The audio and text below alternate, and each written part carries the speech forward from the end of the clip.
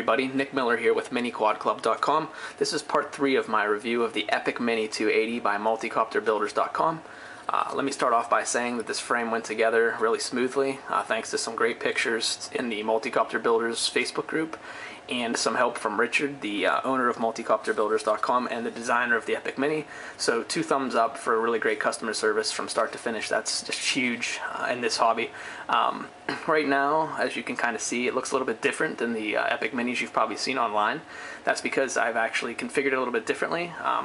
I actually took out the center standoff that would have went through this hole and replaced my FPV camera into there, and was able to attach the Mobius to the top and give me a configuration that made a lot of sense to run a Mobius on. So there's not a lot of frames out there that both support a GoPro and a Mobius cleanly, and so it was really nice with the removal of one standoff basically, you know, to be able to switch back and forth. And I didn't even have to tear the top plate off actually to do this. I was able to just actually take the standoff out and rewire the wire without taking anything apart. So, you know, if you needed to go back and forth for a reason, you're only talking about 10 minutes of switching things around and you're good.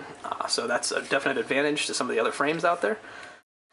So in the intro to this video, you saw some flight footage, and one of the flight footage pieces had a roll that I kind of rolled, and I over-rolled, and when I tried to correct, I came back over, and by that time, it was so close to the ground that I had no other option but just to bounce it off the ground, and had a very similar crash to that with an old frame that I had that had 4 bobbins on the corners, much like this does, except that that particular frame did not have these blue bobbin stops on all 4 corners that stop the bobbins from being abused so much that they would rip and pull apart. And so, you know, in my case with the Epic Mini, I bounced off the ground and walked up to it and laughed at the fact that it happened, and I was still in business, still flew the rest of the day. With my previous frame that had the 4 bobbins without the bobbin stops, I hit the 2 pieces, sheared apart on all 4 bobbins, just were destroyed, and I was left with a dirty plate and a clean plate laying in the grass with God knows how much damage between the ESCs and the flight controller, because all the electronics were pulled themselves pretty tightly and pretty hard on impact when the 2 plates split. So it's nice to know that in flying this that didn't happen. So, you know, 2 thumbs up to a good design choice with these bobbin stops. The entire time I've flown it, I haven't really had any jello issues. I did put some moon gel underneath the front of my Mobius just to angle it up. It didn't really have anything to do with the jello because there really wasn't any, but it had more to do with just trying to get a little bit of upward angle for when I'm flying fast forward flight. And so, you know, that's why it's configured like this. It's nice that you have the option between the GoPro and the Mobius if you want to mount it either way. So I definitely applaud Richard for his design decisions, and the fact that you can run both on here in a way that makes sense without having to rig it up in a strange way is a real benefit. As far as the motors are concerned, I've been running these T-Motor 2206 2000 kVs. Zero issue running them on 4S. Now, and mind you, they're only rated 2 to 3, but I'm here to tell you that they ran cool on 4S even when I was pushing this thing to its limits, which is great. No heating problems. No, they didn't really get warm even after a few packs. You know, they were barely warm at the touch. Certainly weren't hot or what I consider anywhere near a dangerous temperature. So 2 thumbs up again for the suggestion of this power setup. I do know that, you know, Richard is looking to possibly sell the frame by itself without the motors and ESCs. What I will say about that is that in my testing of multiple frames and multiple setups and power setups, I will say that for this particular frame, I can't say anything bad about the powertrain that Richard has selected. The T-motors that he uses and suggests, and the ESCs that he provides with the kit when you buy the full kit, they work great. They're 12 amp, but they handled the amp draw of these perfectly with 4S. They didn't get warm, they didn't overheat, it had no problems with syncing or anything like that.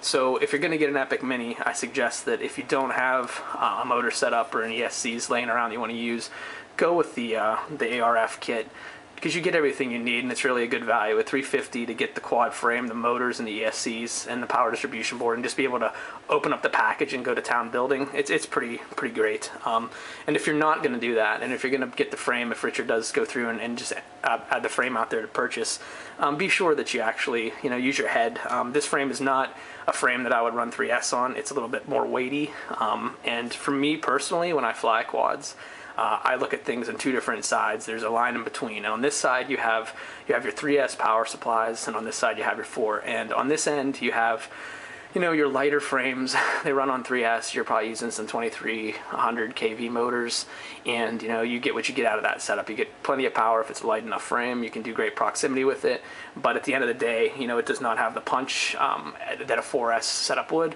On this side of things with the 4S setups, especially with a setup that's a little bit more meaty like this, you're going to get every bit of the punch and way more on 4S with something like this.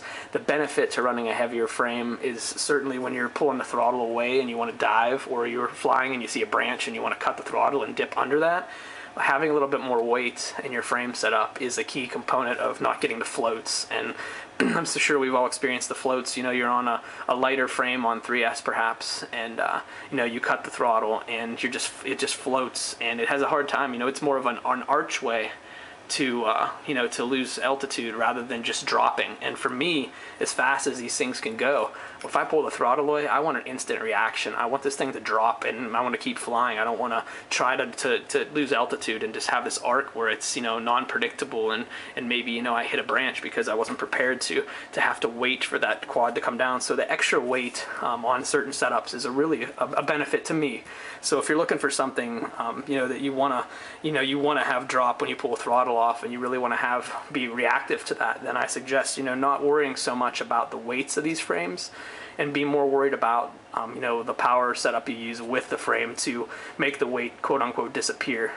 This flies on 4S the same way a lot of my 3S frame setups fly as far as the weighty feel to them.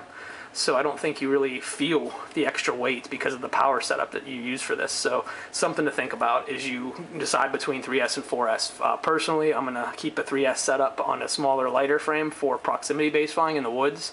But for something outdoors in a larger area where you really want to open it up and you really want to get massive speed and massive punch outs, and you're not so worried about twisting in between the trees, you're worried about twisting above the trees at high altitude and high speed, I suggest a little bit heavier setup. So if this doesn't hit all the check boxes for you, find another frame that's heavier, that runs on 4S, and see what you think about that. Because to me, that's kind of the great divide right now in the quadcopter mini industry, is that it's super light on 3S or a little bit heavier on 4S. And like I said, there's benefits to each.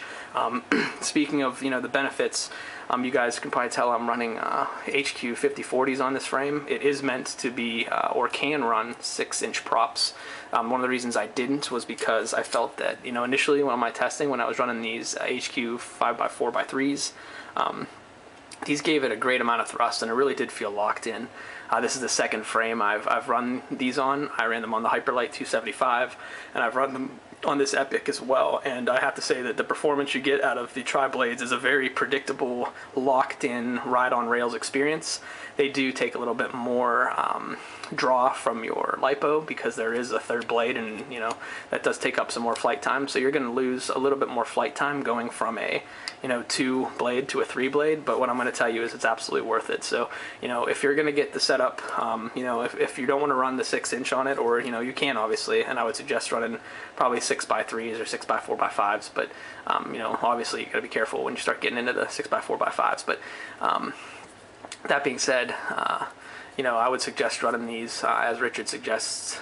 They definitely work really, really well. The HQ 5040s work well as on top of that. Don't get me wrong. I was very happy with the performance of them. However, for the best experience, I definitely suggest using these tri-props because they seem to be the perfect balance between thrust and stability and things like that. So talk a little bit about the durability. So as you guys saw, I had some crashes, as always. To me, I feel like if you don't crash, especially for a review, you really haven't really reviewed the thing to its full extent. So, I'm not to say that I crashed it on purpose, because I don't, but that being said, I'm certainly not afraid to crash them, and I think that I owe it to you guys, and really the manufacturer of the frame and designer of the frame, to kind of beat these things up and let you know how they really act in the real world. As you can kind of see, and I'll try to turn this, the only damage I've taken over the course of the last month of working with this and reviewing it and flying it is just a couple gouges and scratches on the bottom, and I hesitate to even call them gouges. They really, you can feel them with your fingernail, but they're not deep. This one's probably the worst of it, and that's when I came down on a rock. And it's nothing. It's nothing even to worry about. The bottom plate is really nice and thick. No cracking damage, no stress marks or anything from all the abuse. The arms and all the rest of the frame are perfect. Just something to note, these arms are 3mm arms. I have zero issue with them whatsoever. They're super thick, super rigid. I beat the piss out of this thing a few times into the ground with some nice rolls and cartwheels, and not an issue with the arms at all, not even a mark. The new arms that are coming out with the Epic Minis now are 4mm. You actually, as I mentioned earlier in one of the reviews, you remove the one spacer here and it allows you to put a little bit thicker arm in. You know, it's more of a proactive design decision from what I gather from Richard. I certainly didn't have any issue with the arms at 3mm, and so the new ones you're going to get if you get the kit from here on out will be 4mm, and you're even going to be, you know, more protected from that aspect. So again, no real issues with the design and overall durability of it. It held up really, really well, and you know, there's really not too much more for me to say about it.